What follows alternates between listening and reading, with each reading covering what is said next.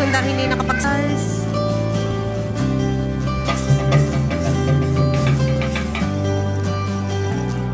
Please, smile.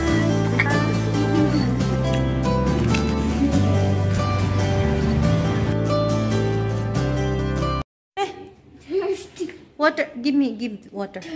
Guys, dumaan dito si Kon at ang kanyang asawa. Nag-walking sila galing sa bahay. Tapos dumaan sila dito. Nagulat naman ako. Nagbibit-bit ako nung isang balding tubig. Tapos may tumawag sa akin. Sabi ko, pamilyar naman yung boses. Si Kon pala at yung asawa niya. Tapos nagdala ng saging at saka ng mangga.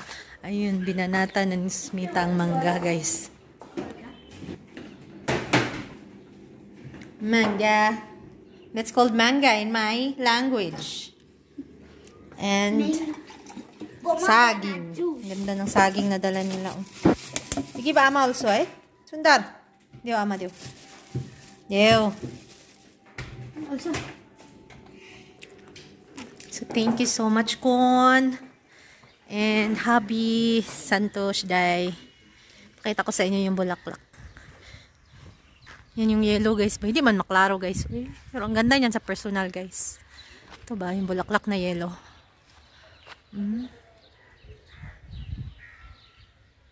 Po oh. Ganda no? Tapos ito oh. Ang ganda no? Oh.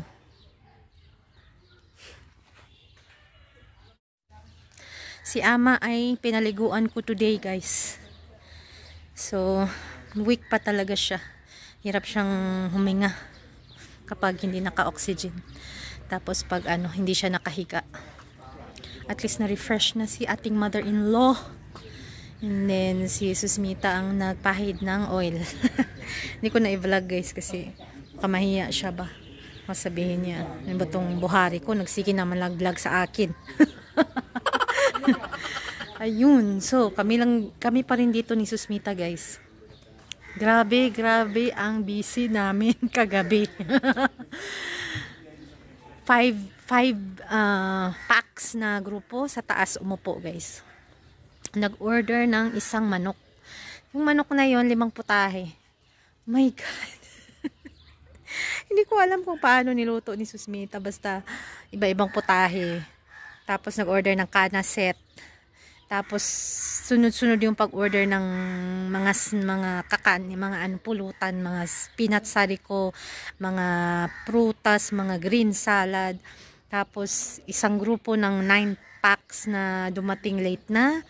Nung dumating sila ay saka pa bumili ng panir guys, yung tofu. Tapos yung saka pa bumili ng dido. Yung dido nila guys yung parang healthy na kulay black na kinakain nila. Tapos kasi hindi ko pa naman alam, bago pa ako guys, hindi ko pa alam yung mga luto-luto nila. Smita lahat. Ako talagang lang ako. Dito assist. Tapos natutunan kong magtimpla ng chatpat at ng peanut at chow-chow, yung noodles sariko. Yung hinahalo-halo lang nila guys yung spices, kamatis, sibuyas, lemon, salt, tsaka yung mga spices nila, tsaka coriander. Ang sarap na guys. Yun na natutunan ko kagabi. So parang busy kasi may mga dumating din na tagdidadalawa, sabay. Tapos ang hirap pa lang dito guys pag nag-order sila ng yung live na manok. Syempre, iihawin, kukunan ng balahibo, ikakat, lulutuin. Yun guys, yun ang matrabaho siya. Tapos walang preparation. Kagabi si Susmita, hindi ko alam. Sabi ko dapat pag ganung may grupo, dapat parang advance order para ma-prepare yung mga mise en place ba? Para maka-mise en place. Na hindi na mahirapan ba, hindi na masyadong matrabaho pag andyan na yung customer. Alam mo yun. Medyo malaki-laki ang benta natin kagabi. Sulit naman ang pagod. Alas 12 na kaming natapos dito. So ayun, nakasurvive naman. So sabi ni Santos, congratulations. Nagalit pa ako kay Santos kasi nga yung sistema wala. Sistema guys. Pero okay naman, nakasurvive din. So, pamanchika natin. Wala naman na. Ama. Itagan. Itagan. Itagan lagi. Ma. Ita. Tak mau xong rồi hả? Conch. Phải làm thế, ăn qua đấy. Okay na si Ama, guys. Nung punta siya dito sa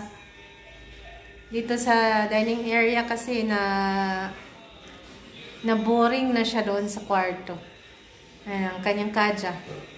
Kahapon naligo siya, fresh na siya. Pinaliguan ko siya, tapos si Susmita naglagay ng kanyang oil. kahapon Sabado. O ngayon. Gawa tayo ng chowmin, guys. Chowmin. Chowmin.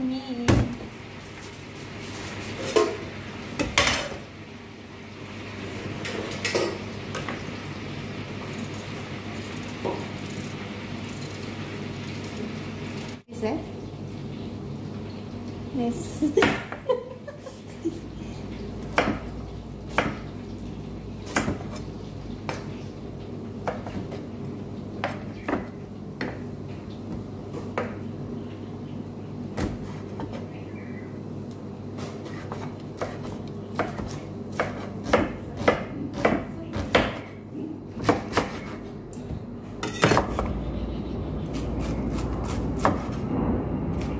Ya, you ada, ini ada.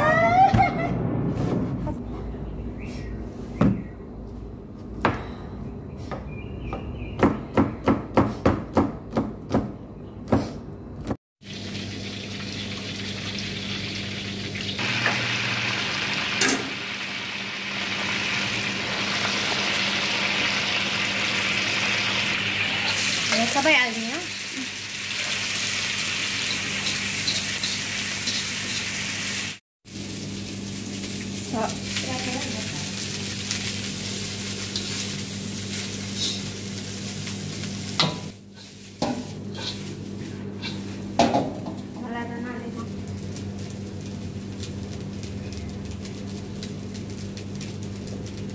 Oh?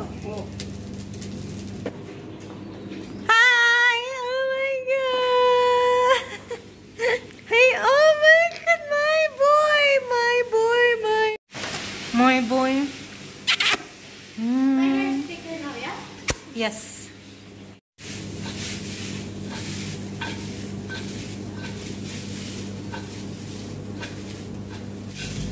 Luto na, guys.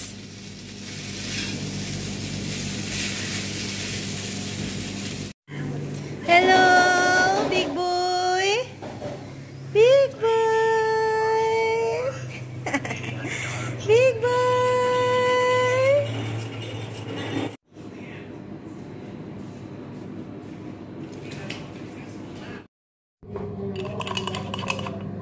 Hi guys. Gawa tayong kape. Ano itong paggawa dito guys, manual shaking. Hanggang sa mag-foam. Hanggang sa maging ganito guys ba. Yan.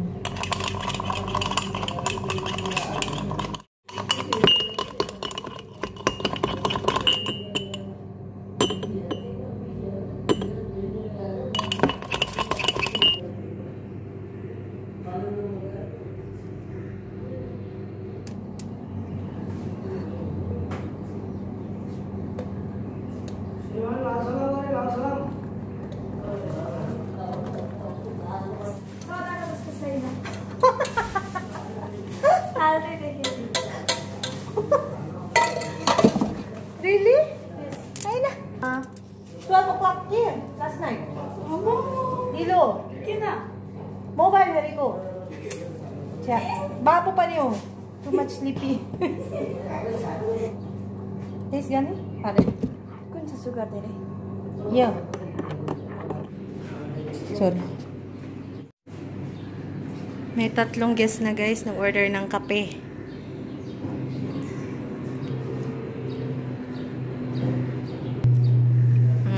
May isang regular customer sa taas.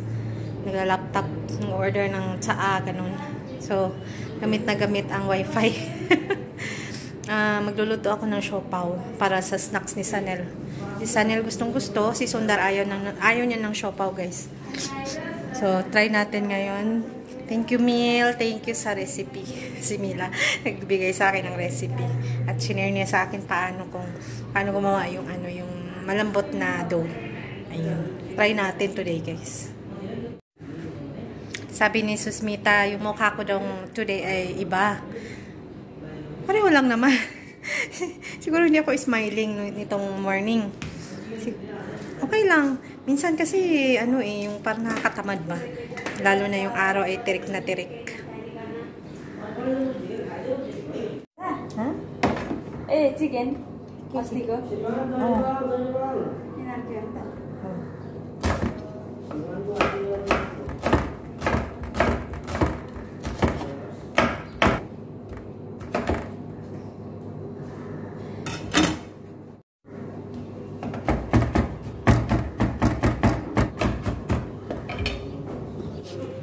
Guys, bumili ako nito kahapon.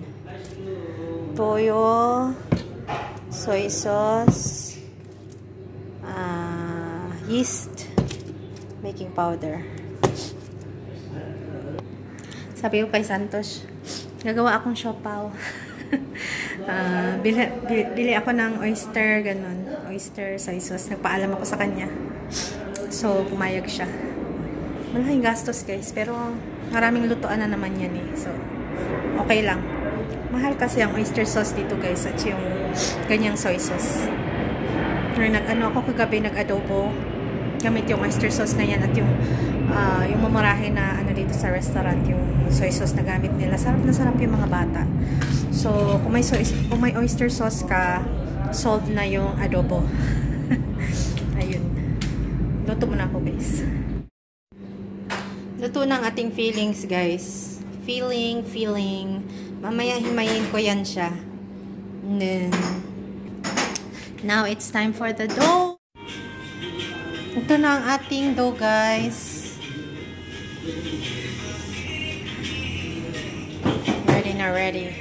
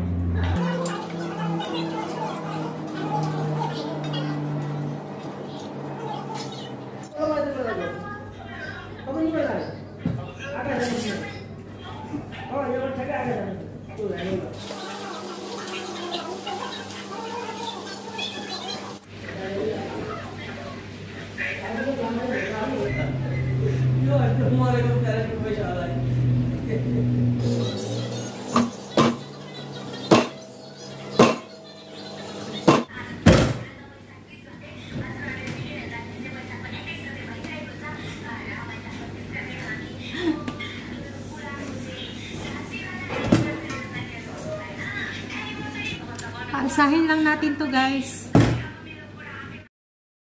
Yun guys, umalsa na siya guys. And ready na ang ating filling. Medyo dry man ang ating filling.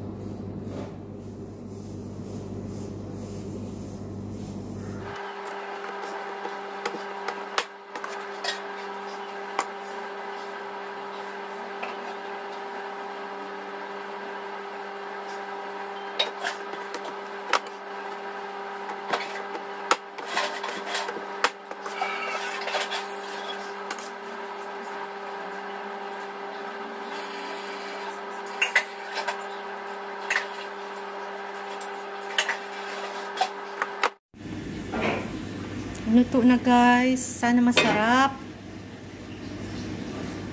No. Sumakses tayo today guys. Tikiman time. Saya. Saya. Sumakses tayo today guys. So, tikiman time. Tikman natin. Tikman natin ang ating siopaw. First time. First time tayong gumawa, no?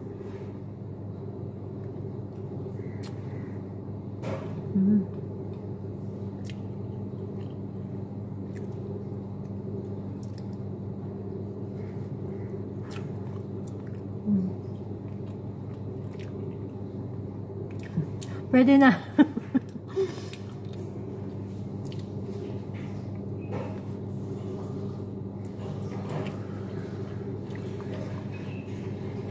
Pwede na guys. Pwede na guys. Pwede na mag-negosyo ng siopaw.